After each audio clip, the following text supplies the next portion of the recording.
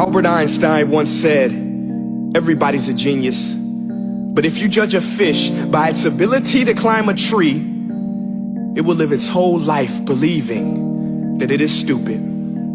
Ladies and gentlemen of the jury, today on trial we have modern day schooling. Glad you could come. Not only does he make fish climb trees, but also makes them climb down and do a 10-mile run. Tell me, school, are you proud of the things you've done? Turning millions of people into robots, do you find that fun? Do you realize how many kids relate to that fish swimming upstream in class, never finding their gifts, thinking they are stupid, believing they are useless? Well, the time has come, no more excuses. I call school to the stand and accuse him of killing creativity, individuality, and being intellectually abusive. He's an ancient institution that has outlived his usage.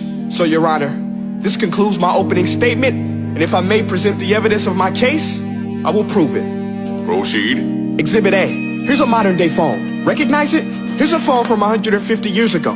Big difference, right? Stay with me. Here's a car from today, and here's a car from 150 years ago. Big difference, right? Well, get this. Here's a classroom of today, and here's a class we used 150 years ago. Now, ain't that a shame? In literally more than a century, nothing has changed. Yet you claim to prepare students for the future? But with evidence like that, I must ask, do you prepare students for the future or the past?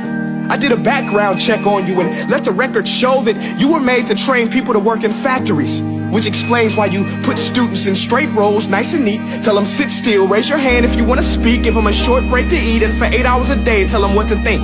Oh, and make them compete to get an A letter which determines product quality, hence grade A of meat. I get it. Back then, times were different. We all have a past. I myself am no Gandhi. But today, we don't need to make robot zombies. The world has progressed. And now we need people who think creatively, innovatively, critically, independently, with the ability to connect. See, every scientist will tell you that no two brains are the same.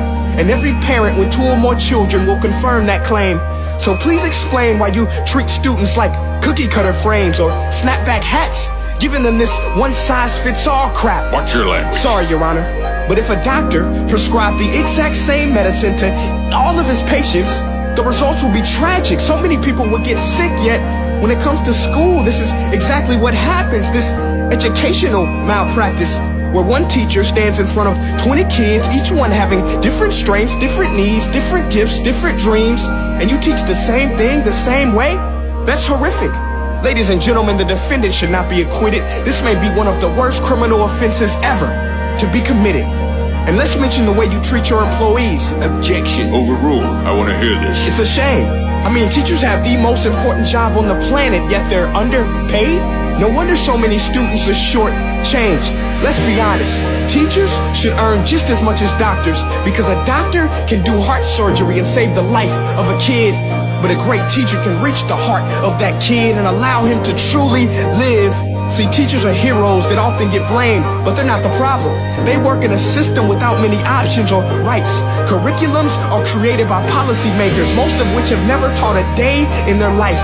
Just obsessed with standardized tests. They think bubbling in a multiple choice question will determine success. That's outlandish. In fact, these tests are too cruel to be used and should be abandoned, but don't take my word for it.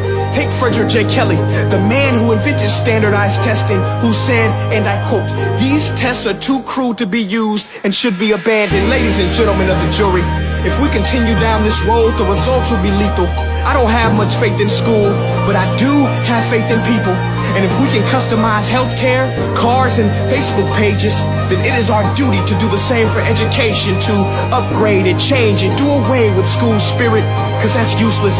Unless we're working to bring the spirit out of each and every student, that should be our task.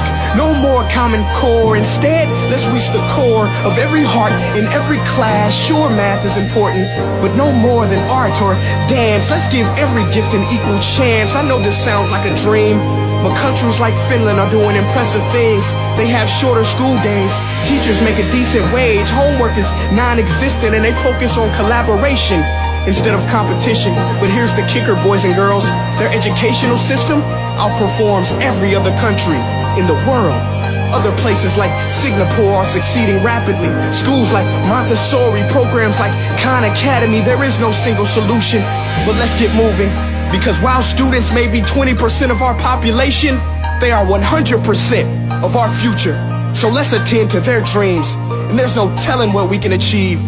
This is a world in which I believe, a world where fish are no longer forced to climb trees. I'll rest my case.